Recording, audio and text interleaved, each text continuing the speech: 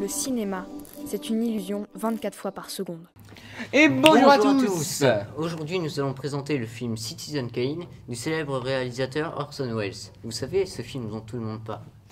En effet, ce film marque un véritable tournant dans l'histoire du cinéma, tant au niveau des effets spéciaux que des messages cachés. Il s'élève contre toutes les règles du classicisme. Oui, bon, on va commencer par le commencement. Oh oui, je veux bien.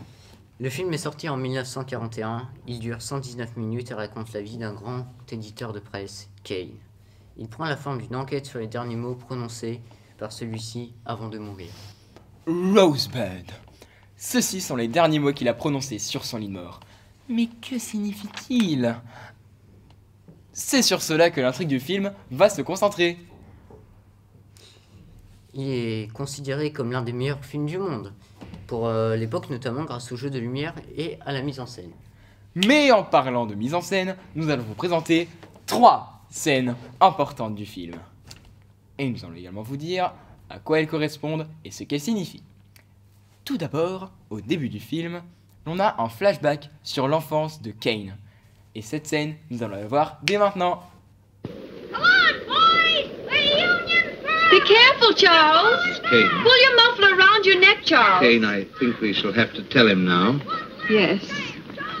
I'll sign those papers now, Mr. Thatcher. You people seem to forget that I'm the boy's father. It's going to be done exactly the way I've told Mr. Thatcher. There ain't nothing wrong with Colorado. I don't see why we can't raise our own son just because we come into some money. If I want, I can go to court. A father has a right to. A boarder that beats his bill and leaves worthless stock behind. That property is just as much my property as anybody's, now that it's valuable. And if Fred Graves had any idea all this was going to happen, he'd have made out those certificates in both our names. However, they were made out in Mrs. Kane. Cette scène que vous venez de voir est très intéressante.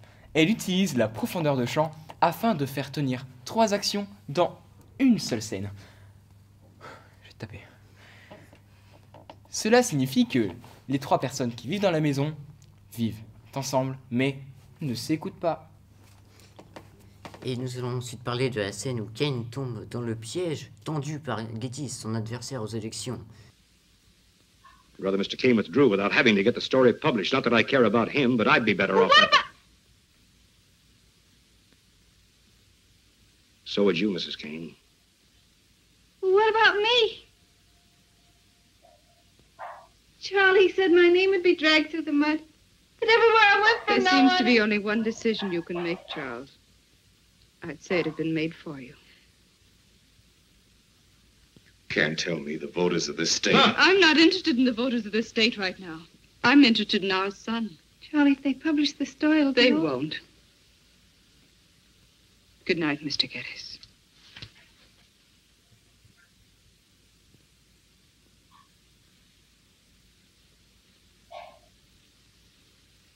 Are you coming, Charles?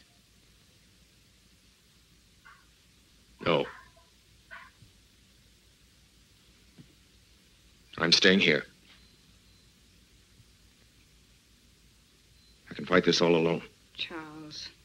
Dans cette mise en scène, nous avons l'utilisation de la lumière. Et pour les interprétations, le moment où Kane est dans l'ombre, il est en difficulté, et lorsqu'il revient à la lumière, il est vainqueur, en gros.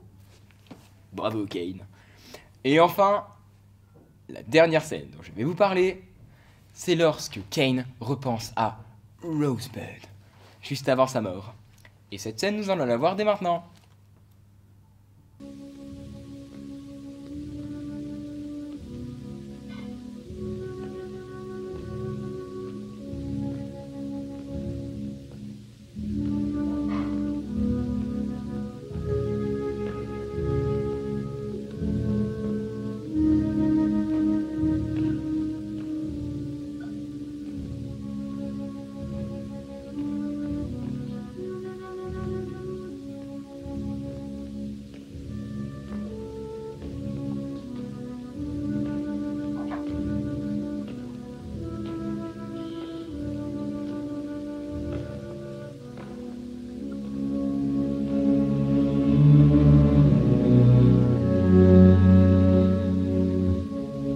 Dans la scène que nous venons de voir, nous pouvons observer l'utilisation de la profondeur de champ, comme dans la toute première scène, mais également celle de miroir.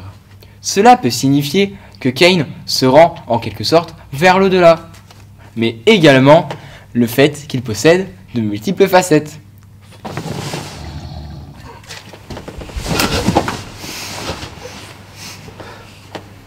Et c'est sur cela qu'on va finir la mission. J'espère que ça vous a plu. En attendant, nous on revient la semaine prochaine pour, je suis sûr, encore plus de fantaisie.